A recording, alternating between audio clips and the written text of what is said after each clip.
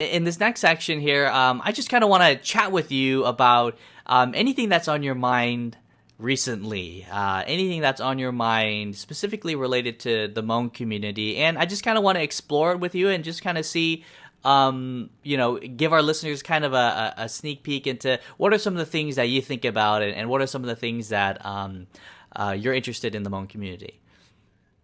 What I'm interested in the Hmong community, um, I am interested in like certain, like I see a lot of health issues that our Mm. Hmong patients deal with, Mm-hmm. such as diabetes and high blood pressure. Okay. And I get a lot of questions from our older Hmong female patients Mm-hmm. about weight. Uh-huh. So Uh-huh. that's something that I'm interested in because I do have a master's in nutrition. Okay. So that's something that I would like to work a little bit more into, but I think because there's a lack of education there, and obviously we are Hmong, we eat differently Mm-hmm. from you can say Caucasians or Mm. African Americans and or even like Chinese, Vietnamese, Right. because our diet is different. It does play a role, but then because we are in the US, what we do, so it's not like how we were back in the days in Laos or Thailand anymore. I do want to address that more because I see that a lot in my patients. What do you think, particularly related to Hmong people, maybe within our diet, our culture, or some of our habits? What is something you think that is gonna be kind of a health issue for us? Is there some habit or some food or some behavior that you think is gonna maybe be something that we need to think about or confront? Yes, I do. I do think it is the diet. I know that there's like we eat rice. I know Mm-hmm. that. Mm-hmm. I think that is something that we need to work on, but obviously we that's our part of our culture, part of our Right. history. But Right. I would say we would need to kind of work on that because that does play a role, especially with the diabetes and Right. hypertension, but also the physical activity. So, okay, now just speaking as a nutritionist, right? So you can take an objective stance on this.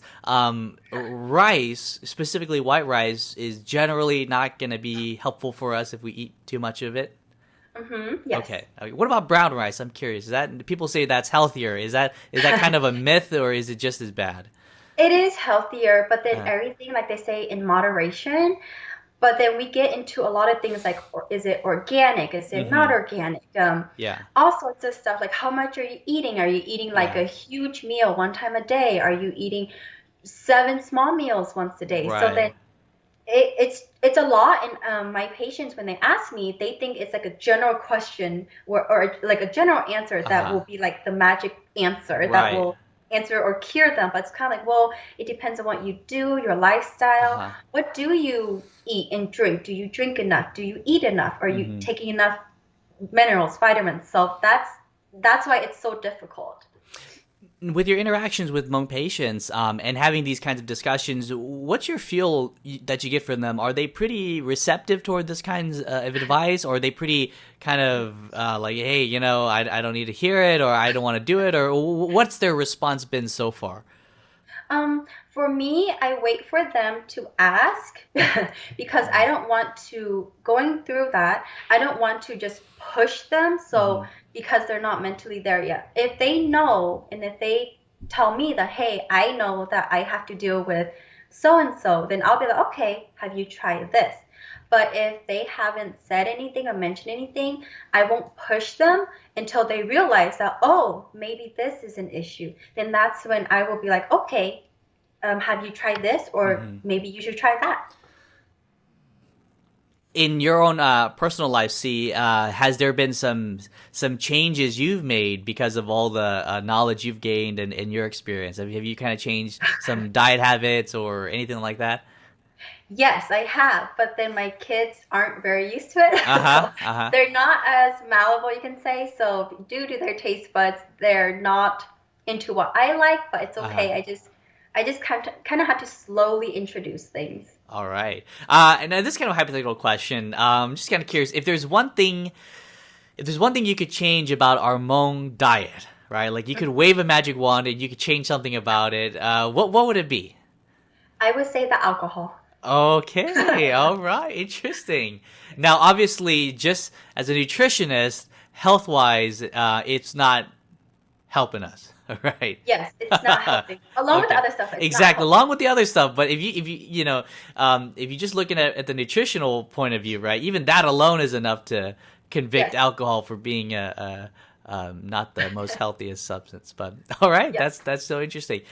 Uh-huh. Anything else on your mind, C? Either related to this topic or anything else in the Hmong community that you want to talk about? I will say because I see a lot of so along with what we're talking about, I also see a lot of stroke patients. Mm. So and then just talking to them, I feel as though maybe we need to start having therapy groups. I feel I'm not a therapist, Mm-hmm. so I feel like that's one thing that we're lacking unless I'm just not aware of it. But it would be very nice to see more therapy groups for certain people. Now, when you say therapy groups, and maybe some people might have different ideas of that. What do you mean exactly, therapy group with relation to stroke patients? Um, so just having a group of stroke patients come together at Mm-hmm. least once a week or something of the sort, and then just talk about their struggles and Mm. like give tips as to, oh, this is how I put on a shirt because my left arm isn't working anymore or Right. is not as strong, or this is what I do, or this is what I've done, that's helped me gain a little bit more strength or whatnot. And just the support of, oh, I have a place to go, or and I Mm-hmm. don't have to hide, or hey, we can go out and or we can go to the gym and exercise, or hey, we can go Mm-hmm. walking together and just talk, but we're still doing something to improve ourselves and our condition. Now, I think you're bringing something that's very interesting, and I want to ask your thoughts on this. That I see not just related to stroke patients and therapy, but this idea of Hmong people perhaps having a reservation to be kind of vulnerable in that sense, right? I mean, that takes some vulnerability, right? To get Yes, yes. together and say, hey, I can't put my shirt on. How do you Uh-huh. do it, right? Uh-huh. And I think, I mean, as a professional working in that field, do you see Hmong people having reservations to even be vulnerable with their physicians, with their doctors, with you? Yes. I mean, what's your take on that so far?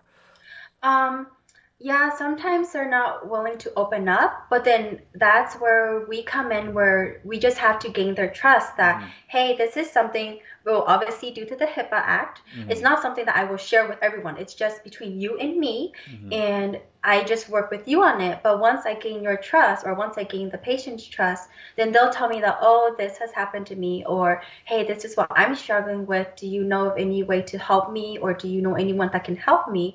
Then that's where it comes in. And it's just all about trust. Can you gain their trust? Hmm.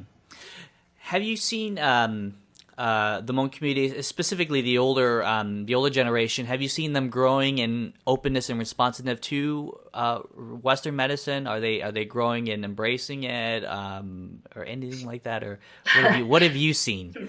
I've seen I would say so far, there's a handful who understands about prevention, but Hmm. then there's still the few, or there's still the other older patients who are not into that. Hmm.